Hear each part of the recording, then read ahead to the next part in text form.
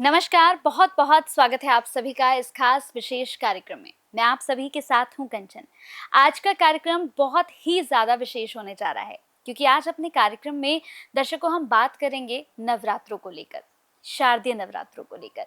कहते हैं कि एक साल के अंदर ये जो नवरात्रे होते हैं ना, ये सबसे ज़्यादा महत्वपूर्ण होते हैं और इन नवरात्रों में आप माँ का आशीर्वाद पा सकते हैं।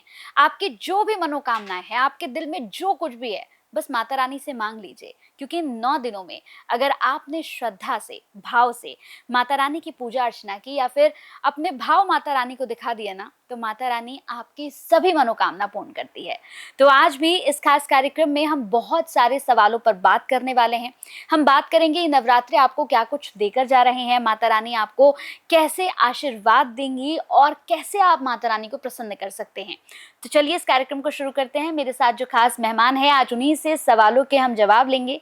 मेरे साथ जानी मानी एस्ट्रोलॉजर जीतू जी हैं। बहुत बहुत स्वागत है मैम आपका। कैसी हैं आप? बिल्कुल अच्छी हूँ, धन्यवाद और जय माता दी। जय माता दी।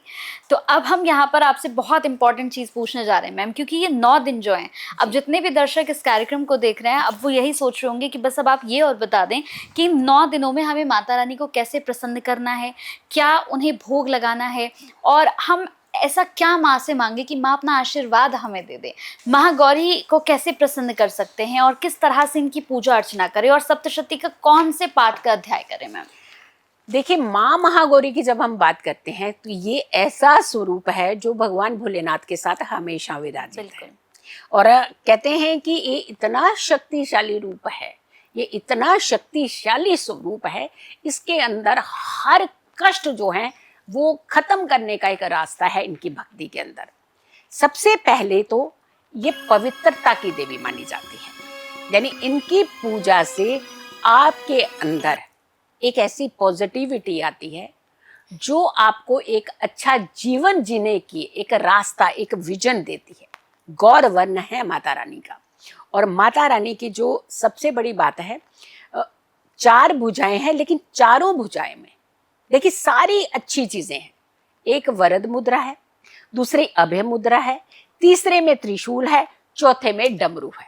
यानी हर चीज इनकी एक ऐसा संकेत देती है कि हमारे जीवन के अंदर खुशी, संपन्नता, धैर्य और प्रेम भाव और एक संतुलित भाव, ये सारे भावों की जरूरत है। तो यहाँ पर हमें सबसे पहले इम्पोर्टेंट जो चीज होती है, हमारा विशुद्धि चक्र जो होता है ना, इनकी पूजा से वो हमारा विशुद्धि चक्र जो है वो एक्टिवेट होता है। और स्त्रियों को खास करके, महिलाओं को खास करके अपने सुहाग की रक्षा के लिए इनकी पूजा तो अवश्य करनी चाहिए। कन्याओं को इनकी पूजा करनी चाहिए अपनी रक्षा के लिए, अपनी सुरक्षा के लिए। और 2 ऐसे ग्रह हैं जो बहुत ज्यादा कहीं ना कहीं आप लोग डरते हैं, वो है राहु और केतु।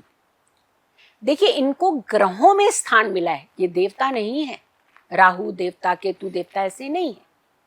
इन्होंने छल से जब अमृत पान कर लिया था तो इनको एक ग्रहों में एक स्थान मिला है। तो राहु ग्रह की जो कंट्रोलिंग है ना, वो करती है माँ महागौरी। तो अगर आप इलेक्ट्रॉनिक फील्ड में है, टेक्निकल फील्ड में है, तो आपको इस दिन इनकी पूजा जरूर करनी चाहिए। लेकिन यहाँ पे एक अध्याय नहीं, यहाँ पर आपको इस दिन अगर पढ़ सके तो सारे अध्याय पढ़ें, या फिर एक कुंजिका स्तोत्र होता है, अगर वो पढ़े तो बहुत उत्तम माना जाता है। दूसरा, इनकी जो औषधि है वो तुलसी है। तुलसी का पौधा कहते हैं कि इस दिन अपने घर में जरूर लगाना चाहिए। इनकी पूजा, महागौरी की पूजा बड़ी इंपॉर्टेंट, क्योंकि इसी दिन कन्या पूजन भी होता है। और साक्षात जब अपने घर के अंदर आप एक तुलसी का पौधा लगाते हैं, कहते माँ की बड़ी सारी शक्ति आपके पास आ जाती है। ये कन्या पूजन का वो घड़ी होती है जहां हम धीरे धीरे नवरात्रि के समापन की तरफ जा रहे होते हैं। ये वो पड़ाव होते हैं जहां हम चाहते हैं कि हमने इतनी पूजा करी, अब हमें पूर्ण फल की प्राप्ति हो जाए। और पूर्ण फल की प्राप्ति होती भी है, क्योंकि जिस भाव से आपने ये पूजा की है उसी भाव से आपको फायदा में मिलता है। और कहते हैं तुलसी का पौधा जिनके घर में भी होता है, उन्हें खास करके रक्त से जुड़ी हुई, इन्फेक्शन से जुड़ी हुई, उन्हें खास करके एंजाइटी से जो जुड़ी हुई बीमारियां होती हैं वो उनकी दूर होती हैं। तो इसीलिए इस दिन माँ महागौरी का जिस दिन आप पूजा करें, आपने अपने घर में एक तुलसी का पौधा लाना है और उसे बड़े अच्छे से चुनरी ओढ़ा करके उसके आगे एक दीपक प्रज्वलित करना है और माँ की आराधना करनी है। और इस दिन तो कन्या पूजन होता है, माँ को आप नारियल का भोग लगा सकते हैं, और अगर आप अष्टमी पूजते हैं तो आप पूरे भोग लगा सकते हैं इन्हें, लेकिन इनकी पूजा रात्रि में अवश्य ही करनी चाहिए, क्योंकि यही एक ऐसा स्वरूप है जो भोलेनाथ के साथ है। और कहते हैं कि इस रात्रि में अगर आप पूजा करते हैं तो आप पिछले 7 दिनों का जो फल होता है वो भी आपको यहाँ मिलता है।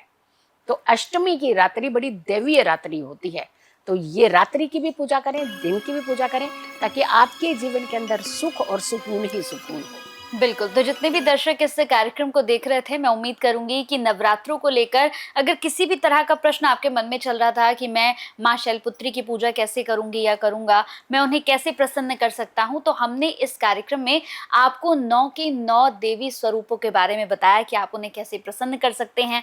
मैम ने हमें खास तौर से बताया कि आपको सप्तशती का कौन सा पाठ करना है। देखिए, ये आपको कोई नहीं बताएगा कि आप सप्तशती का कौन सा पाठ करें, और आप यहीं पर कंफ्यूज हो जाते हैं क्योंकि आपके पास समय उतना होता नहीं है। फिर आप सोचते हैं कि मैं पहला अध्याय करूं, दूसरा करूं, या फिर मैं अब चौथा करूं या ना करूं। तो मैम ने यहाँ पर बहुत अच्छे से आपको समझाया है कि आपको किस दिन कौन सा अध्याय करना है, कैसे आपको भोग लगाना है, कैसे माता रानी को प्रसन्न करना है। तो इस पूरे कार्यक्रम को बाकी लोगों के साथ शेयर भी जरूर कीजिएगा, क्योंकि कहते हैं ना कि अगर माता रानी के समक्ष आपने कोई ऐसा कार्य कर दिया जो माता रानी को अच्छा लग गया, तो आपको पुण्य खुद ब खुद वो दे देती हैं। बहुत बहुत धन्यवाद मैम, आपने अपना बहुत कीमती समय दिया और बहुत अच्छा कार्यक्रम हमने किया जो लोगों के बहुत काम आने वाला है। बहुत बहुत धन्यवाद। जय माता दी। जय माता दी।